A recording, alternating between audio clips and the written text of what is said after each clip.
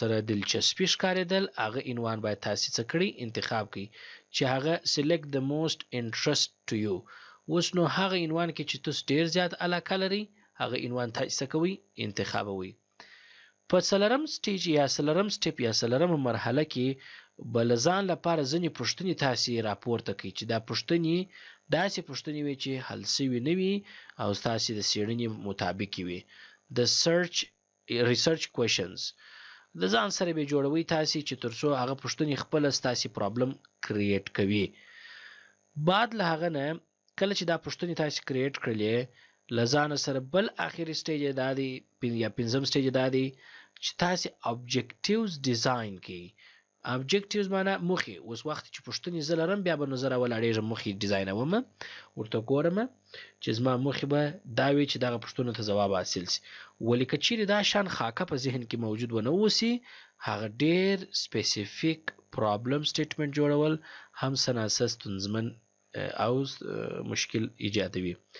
بعد له هغه نه کله چې موخه یا موخې ډیزاین او طرح سولې وروسته به همدغه موخې تاسې راولاړېږئ ارزوي به یعنی ګوري به چې کوم موخې په خپل وخت کې لاسته راوړل کېدای شي د خاصو شرایطو لرونکي دي او هغه اټینیبل دي واضح دي او ریسرچر کولی شي په هغه کې په صحیح توګه سره ډاټا لاسته راوړي.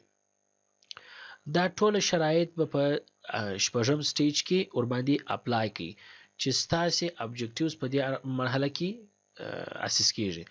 آخري سټیج چې دی وخت چې ټوله پروسه ورباندې اپلای شوله نو تاسو ته یو ځل بیا اجازه ده چې تاسو یو ځل بیا ډبل چک او ریویو ورباندې وکړئ چې تر څو ښه واضح صریح او ساده سي چې بل اخره تاسو وکولای شئ دغه په ترتیب سره یو مکمل پرابلم سټیټمنټ ډیزاین کړئ.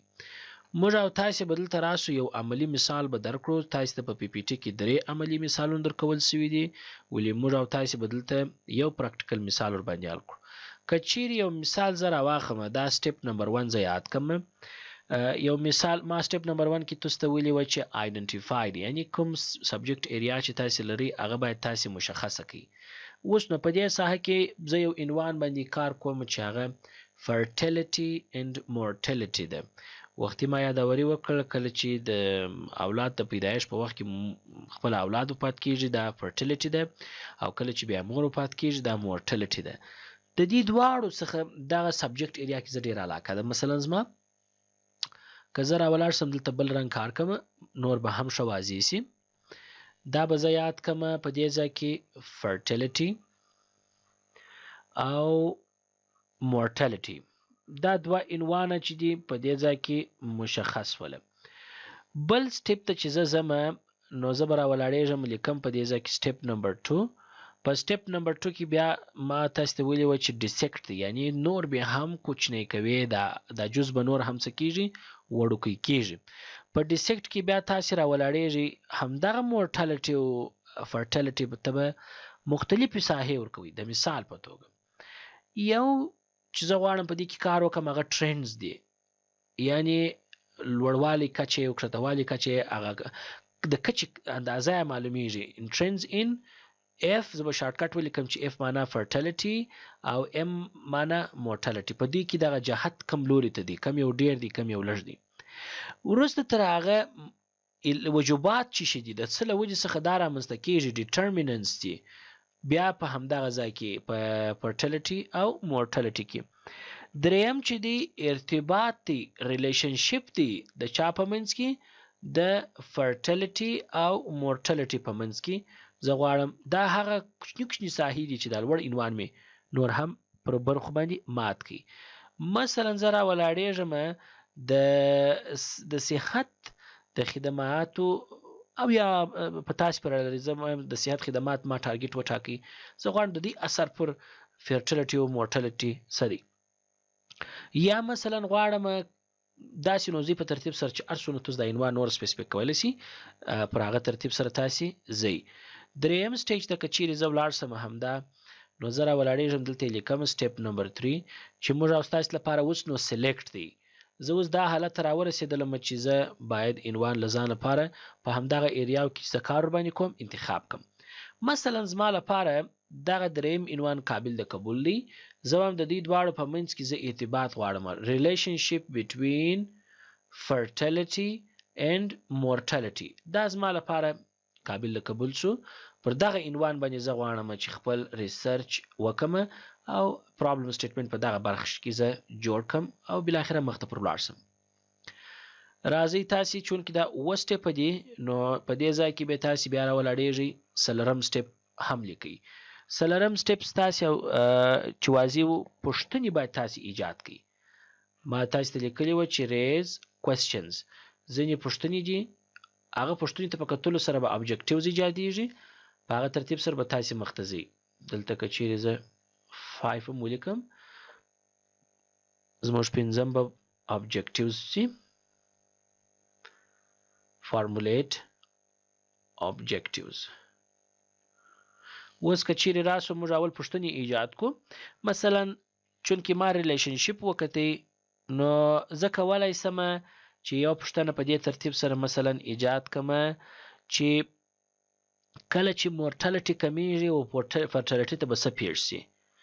داسې یو پوښتنه ده چې زه غواړم همدغه پوښتنو ته په کتلو سره بالاخره زه پرابلم سټیټ نورم ښایسته کمه. مثلا زه وایم what happens to F یعنی fertility when mortality declines. کله چې mortality د مړینې کچه د مندو هغه ټیټه سي و fertility ته څه پیښیږي.